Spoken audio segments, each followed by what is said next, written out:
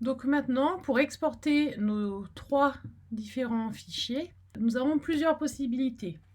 Soit nous avons le logiciel Compressor qui fait partie de la suite Final Cut avec Motion pour l'édition de titres et d'effets spéciaux. À ce moment-là, nous allons envoyer chacun de nos projets à Compressor. Donc là, j'ai fait fichier envoyer à Compressor et donc je tombe sur la fenêtre de Compressor. On voit mon projet 4 vidéo V1.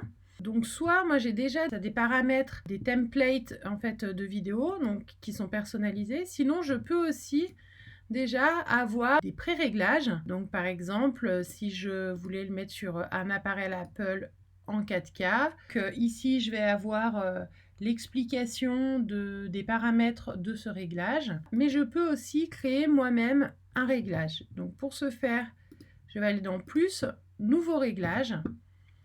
Je vais choisir un fichier MP4. Je vais l'appeler par exemple ici Oulu et je vais mettre un réglage en 1920 x 1080 en 3 mégas. Donc là, je vais cliquer sur OK. Donc j'ai mon réglage personnalisé qui apparaît ici. Donc je vais pouvoir venir jouer sur mes réglages vidéo et audio. Donc je vais commencer par vidéo. Pour la dimension d'image, je vais lui dire que je veux du 1920-1080, puisque c'est ce que je veux pour ce projet. La fréquence d'image, soit je la pré-règle en mettant mes 30 images par seconde, sinon je reste en automatique. À ce moment-là, il me prendra le paramètre que j'avais rentré dans Final Cut quand j'ai créé mon projet, quand j'ai fait fichier nouveau projet, que je lui ai défini les paramètres. Il reprendra exactement les mêmes. Moi, je vais rester en automatique. Pour le codec, je garde le H264, un profil élevé, le mode d'entropie KBAC, le nombre d'images clés en automatique, et ici, je vais venir changer le débit. Je vais lui dire que je veux un débit personnalisé et je vais le descendre à 3000 kilobits par seconde. Tout le reste, je laisse. Et pour l'audio, je vais venir faire de la stéréo, une fréquence d'échantillonnage automatique, un format AAC, une haute qualité et un débit 292. Une fois que j'ai changé mon réglage, donc on voit que la TAM estimée de mon fichier final sera de 1,44 Go par heure. Je viens prendre mon réglage Oulu, le mettre sur mon projet vidéo, et il faut à chaque fois avoir et un réglage, donc le réglage Oulu, et un emplacement de sortie. Donc mon emplacement, de la même façon, je vais venir le créer avec mon petit plus.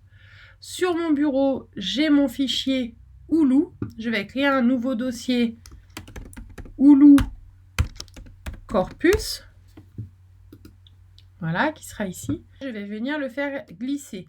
Donc j'ai mon réglage, mon emplacement, et maintenant je peux lancer l'encodage de ma vidéo. Là, j'ai une vidéo qui fait 1 minute 30, un ordinateur qui est assez puissant, donc forcément, ça va dépendre du temps de votre vidéo, du réglage que nous avons choisi, et également de la puissance de mon ordinateur, de son processeur, mais aussi de sa mémoire vive.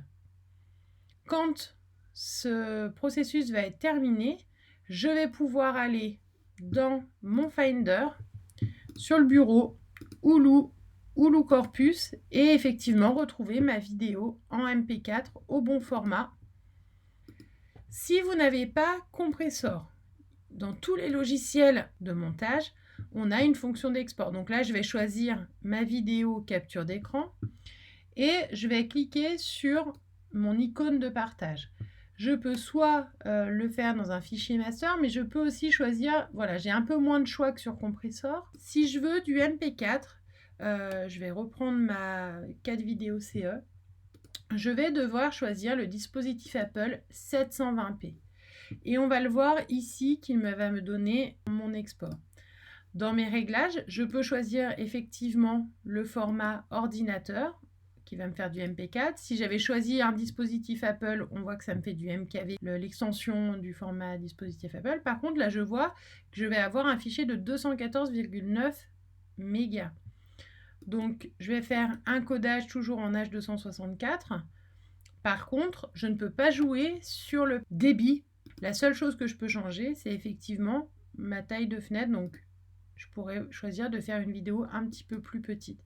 Je vais rester sur le 1920-1080, cliquer sur suivant et cliquer sur enregistrer pour avoir du MP4. Pour voir le processus, je vais cliquer une nouvelle fois sur ma fenêtre des tâches d'arrière-plan pour voir l'évolution de l'export de mon fichier. Je vais attendre la fin de la tâche d'arrière-plan pour aller vérifier que mon fichier est bien. Je suis à 198 mégas par rapport au réglage sur compresseur qui pèse 34 mégas. On est vraiment sur des fichiers beaucoup plus lourds. En ce qui concerne le fichier audio, je ne peux pas le faire directement dans Final Cut. Il n'y a pas de réglage audio direct. Je peux soit le faire via compresseur, c'est ce que je vais faire, envoyer à compresseur. Et là, je vais choisir non plus un réglage personnalisé, mais je vais venir choisir un format audio. Et par exemple, on voit ici que j'ai un format Wave qui sera en stéréo. Hein, on le voit. PCM linéaire en 24 bits. Donc là, je vais juste venir changer pour dire que ce sera de la stéréo. Et je vais passer en 16 bits également. Et pour l'emplacement, je vais toujours choisir mon Hulu Corpus. Et là, je lance le lot pour avoir mon fichier son. Vu que c'est du Wave, on est sur une qualité d'audio qui est non compressée.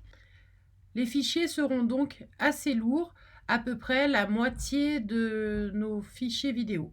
On est à 16 mégas pour une vidéo qui fait 34 mégas. Si je n'ai pas compresseur, il sera possible d'utiliser d'autres logiciels comme QuickTime Pro ou VLC pour extraire le son. J'ai donc toutes mes pistes exportées au bon format. Je vais pouvoir passer au montage multiscope, mais là je vais changer de logiciel, je vais utiliser QuickTime Pro.